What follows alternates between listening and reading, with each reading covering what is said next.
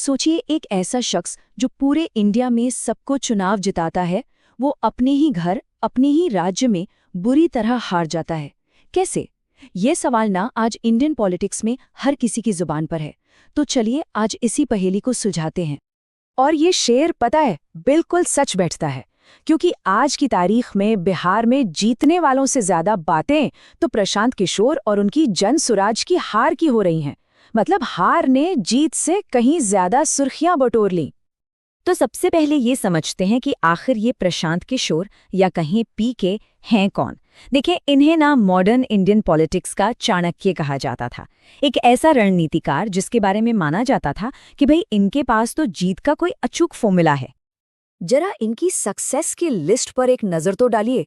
2014 में मोदी जी की वो फेमस चाय पर चर्चा कैंपेन, फिर 2015 में बिहार में नीतीश कुमार का महागठबंधन, और फिर बंगाल में बीजेपी के खिलाफ ममता की वो जबरदस्त खेला होबे वाली जीत। मतलब ऐसा माहौल बन गया था कि पीके जिसके साथ खड़े हो गए, समझो उसकी जीत पक्की है। तो पूरे देश में सबको जिताने के बाद प्रशांत किशोर ने सोचा, चलो अब अपनी कर्मभूमि अपने बिहार चलते हैं। लेकिन यहां आते ही कहानी में एक जबरदस्त ट्विस्ट आ गया, सब कुछ पलट गया। और बस यही वो सवाल है जिसके चारों तरफ आज सारी बात हो रही है। सोचिए, 3 साल की कड़ी मेहनत, हजारों किलोमीटर पैदल चले और रिपोर्ट्स के मुताबिक सैकड़ों करोड़ रुपए खर्च किए, तो आखिर में नतीजा क्या निकला? नतीजा था 0, एक बड़ा सा शून्य। उनकी पार्टी जनसुराज एक सिंगल सीट भी नहीं जीत पाई। गिनती वहीं की वहीं रह गई 0 पर। और सिर्फ सीटों की बात नहीं है, वोट शेयर को भी देखिए जरा। सिर्फ 3%, महज 3%। ये बिहार की पॉलिटिक्स में उनके लिए एक बहुत बहुत बड़ा झटका था। सच कहें तो इसने सबको चौंका कर रख दिया। तो सवाल उठता है कि भाई ऐसा हुआ क्यों? पॉलिटिक्स का इतना बड़ा रणनीतिकार आखिर बिहार में आकर चूक कहाँ गया? चलिए अब इस हार के पीछे के जो बड़े कारण हैं उनको एक एक करके समझते हैं। मोटे तौर पर देखें तो उनकी हार के पीछे ये 3 बड़े फैक्टर्स थे। और पता है, इन 3 फैक्टर्स को आप बिहार के राजनीति की जमीनी हकीकत भी कह सकते हैं।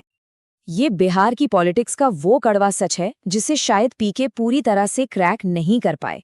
देखिए, बिहार में होता क्या है, लोग डेवलपमेंट की, विकास की बातें तो खूब करते हैं, लेकिन जब वोट डालने की बारी आती है तो कास्ट का जो समीकरण है वो अक्सर सब पर भारी पड़ जाता है। पीके ने तो जाति से ऊपर उठकर वोट मांगे, पर ऐसा लगता है कि वोटर अभी इसके लिए शायद तैयार ही नहीं था। फिर एक और बहुत बड़ी वजह थी उनकी अपनी इमेज, उनकी छवि। कहने को तो वो हैं बिहारी ही, लेकिन उनकी पढ़ाई लिखाई, उनका काम, यूएन की नौकरी, इन सब ने उन्हें एक दिल्ली वाला या बाहरी बना दिया। अब बिहार का जो वोटर है ना, वो अपने नेता में एक अपनापन खोजता है, एक जुड़ाव चाहता है।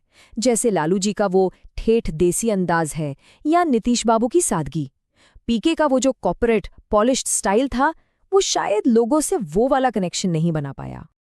और अब तीसरा और शायद सबसे जरूरी कारण, देखिए, पॉलिटिक्स ना सिर्फ स्ट्रैटेजी से नहीं चलती, वो जड़ों से चलती है, संगठन से चलती है। आरजेडी हो, जेडीयू हो या बीजेपी, इन सब के पास दशकों पुराना गांव-गांव, गली-गली तक फैला हुआ कार्यकर्ताओं का एक जबरदस्त नेटवर्क है। पीके ने तो बिल्कुल 0 से शुरुआत की थी। उनकी रैलियों में भीड़ तो खूब आई, इसमें कोई शक नहीं, लेकिन उस भीड़ को वोट में बदलने के लिए जो जमीनी मशीनरी चाहिए होती है, वो गायब थी। लेकिन एक मिनट, क्या इसका मतलब ये मान लें कि पीके का ये पूरा एक्सपेरिमेंट, ये पूरी मेहनत बेकार चली गई? शायद नहीं। अगर आप थोड़ा गौर से देखें तो इस हार में भी कुछ ऐसी बातें छिपी हैं जो शायद भविष्य में जीत का इशारा कर रही हों। और ये अपने आप में पीके की एक बहुत बड़ी जीत थी। सोचिए, शायद पहली बार बिहार में कोई नेता सिर्फ और सिर्फ शिक्षा, रोजगार, हेल्थ केयर और पलायन जैसे असली मुद्दों पर वोट मांग रहा था।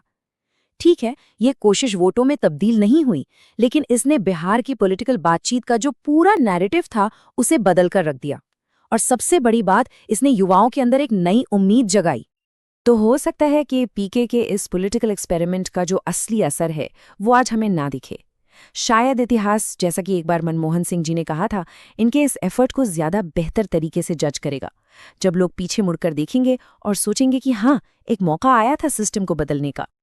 तो अब सवाल ये उठता है कि इस बड़ी हार के बाद प्रशांत किशोर के सामने आगे के लिए क्या रास्ते हैं? व्हाट्स नेक्स्ट फॉर पीके? वो अब करेंगे क्या?